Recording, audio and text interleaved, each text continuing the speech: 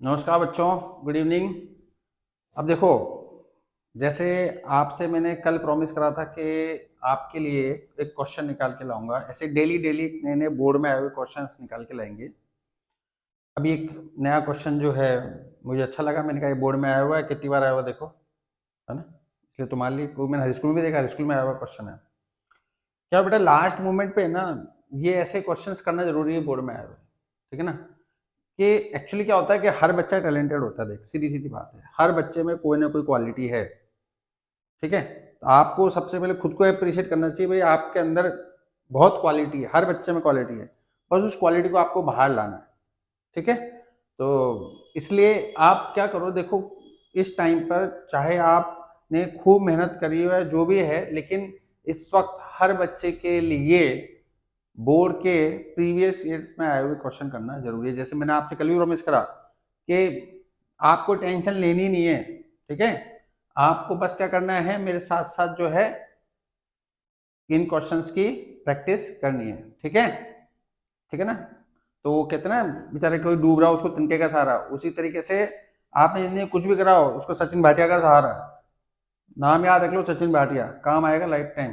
देखो, बस आपको जो भी क्वेश्चन आए ना मुझे डीएम कर देना, टेंशन ही मत लेना, ठीक है।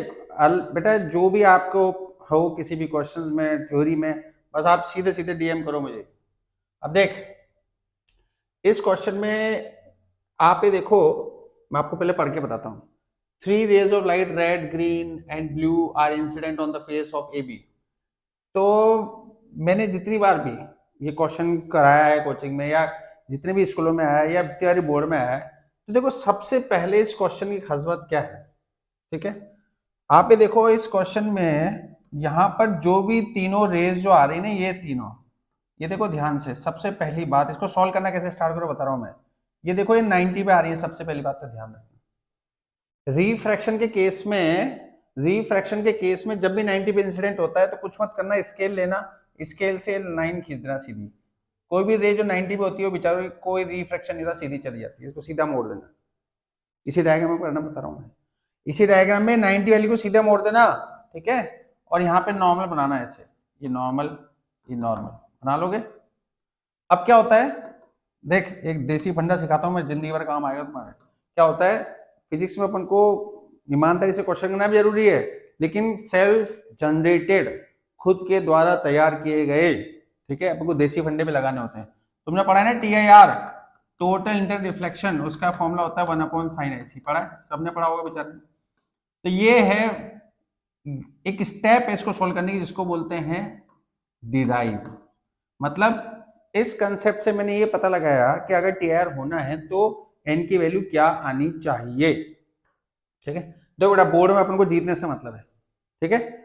ये जो टेक्निक मैं बता रहा हूँ ना, इससे आपके 40 नंबर तो कंफर्म आएंगे। आप बस मेरे साथ क्वेश्चन करते रहो, कोई प्रॉब्लम आए तो मुझे डीएम कर देना, इंस्टाग्राम पे सब जगह लिंक भेजूंगा, उसमें डायरेक्ट आप मैसेज भी कर देना मुझे। देखो यहाँ पे रिफ्रैक्टिव इंडेक्स दिया हुआ है ना, यहाँ पे रिफ्रैक्टिव इंडेक्स दिया हुआ है, तो ये है गिवन। अब एक काम की चीज लिख रहा हूँ, लिख लेना कहीं भी, पूरी मतलब बोर्ड एग्जाम बहुत काम आएगा। ये देसी फंडा है ये, when n given is greater than derived, तो ये होता है TIR, और when n given is less than derived, ठीक है, रिफ्रैक्शन, ये होता है रिफ्रैक्शन। और when n given equals n derived, क्या होगा ये, ग्रेजिंग। ये देसी फंडा भाई साहब, बहुत तपस्या से जो मान के चलो, खूब खूब पसीना बहा के बच्चों के लिए देसी फंडा निकाला है। इससे क्या होता है, डायरेक्ट क्वेश्चन हो जाता है, देख कैसे होंगे। जब भी गिवन डिराइव से ज्यादा हो तो TIR होगा। बोर्ड में ये क्वेश्चन खूब आया है, लेकिन इसको ज्यादा समझदारी से करो तो पूरा टाइम वेस्ट होता है। देसी फंडा ध्यान रखो, 2 मिनट हो जाएगा।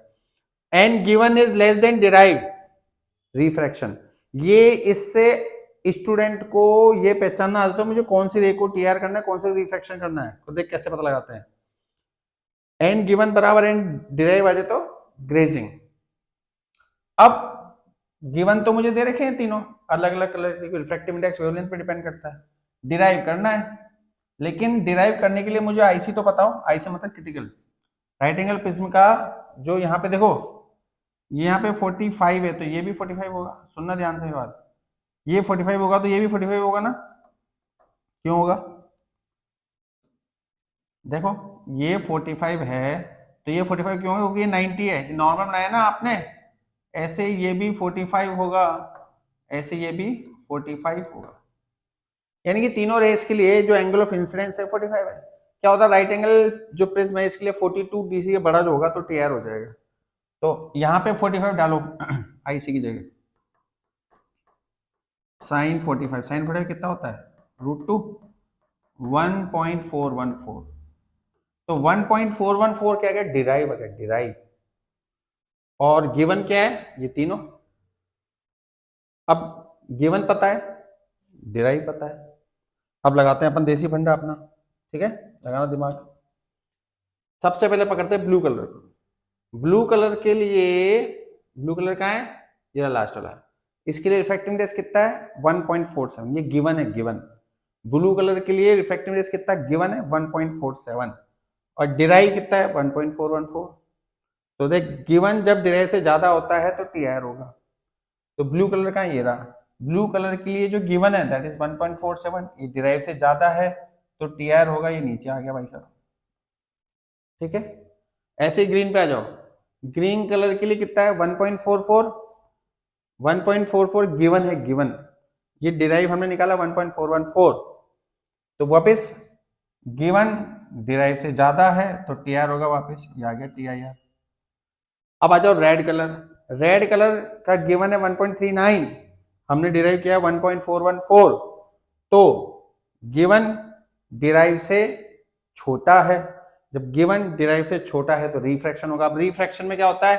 रे नॉर्मल से दूर जाए या पास में, डिपेंड्स मीडियम। तो डेंसर से रेयर में जा रही है ना, तो इसलिए अबे दूर जाएगा, किसी न किसी एंगल पर जाएगा इसी, ठीक है। निकाल सकते हैं पर स्नेल्स लॉ से। क्लियर है कहानी? ये आपका पहला पार्ट है इसका। ये क्वेश्चन क्लियर है बेटा? ऐसे आप मेरे साथ साथ पीवाईक्यू करते जाएंगे, आप टेंशन मत लो, ठीक है। आप बिल्कुल भी टेंशन मत लो बेटा, मेरे साथ चलो बस। आपको बोर्ड के क्वेश्चंस करने मेरे साथ साथ, कुछ नहीं करना। ये टाइम बोर्ड के क्वेश्चंस करने का, बोर्ड में जितने भी क्वेश्चन वो करने का है। हर बच्चे टैलेंटेड है, आप सब अच्छे हो, आप सब बहुत बहुत बहुत इंटेलिजेंट हो। हर बच्चा भवंदिया से खूब तरक्की करे भाई, ठीक है। अब देख नेक्स्ट क्वेश्चन जो आपके लिए मैंने निकाला है, ये भी बहुत बड़ा है, एक्चुअली एनसीईआरटी का क्वेश्चन है ये। इसमें बोला है a bright point source is placed at the bottom of a tank containing a transparent liquid of refractive index of height h। ये देख, मतलब काफी फेमस क्वेश्चन है ये भी भाई। इसमें तेरे को बोला है कि ये है, ये एक टैंक है, ठीक है, और इसका ये पॉइंट सोर्स है। वो चाह रहा है कि टैंक पॉइंट सोर्स से इस तरीके से एक सरफेस बन जाए उसका हिसाब। काफी फेमस क्वेश्चन है भाई साहब, वाई पूछेंगे, प्रैक्टिकल तुमसे ध्यान रखना। बोले कि इस एरिया निकालो इसका, मतलब समझे क्या? एक कुआं है, ये टैंक कुछ ही मान लो, इसमें पॉइंट ऑब्जेक्ट है, और बोल रहा है कोई लाइट इस तरीके से चमकी कि ऊपर एक सर्कल बन गया, यानी कि सारी लाइट अंदर आगे बाहर गई नहीं, सारी लाइट अंदर आगे बाहर गई नहीं। तो ये रेडियस, यानी कि मुझे ये एरिया चाहिए पायर स्क्वायर, ये क्वेश्चन की डिमांड है। अब लाइट जब अंदर आ जाए मतलब टीआईआर हो गया, तो यहाँ पे कोई नॉर्मल होगा, इसका एंगल, ये भी एंगल निकालना है। आप जानते हैं यानी क्या होता है? 1/sin i, ठीक है। आई मतलब साइन आई क्या होता है? Perpendicular upon hypotenuse. अगर ये आई है तो परपेंडिकुलर कौन है मेरे भैया? बोलो राजा भैया, प्यारी बहनों। अगर साइन आई है तो perpendicular upon hypotenuse, N upon √r² + h²। ये साइन आई आ गया है ना, इसका रख दीजिए आप। तो r बराबर √ ऐसे हो r² + h²।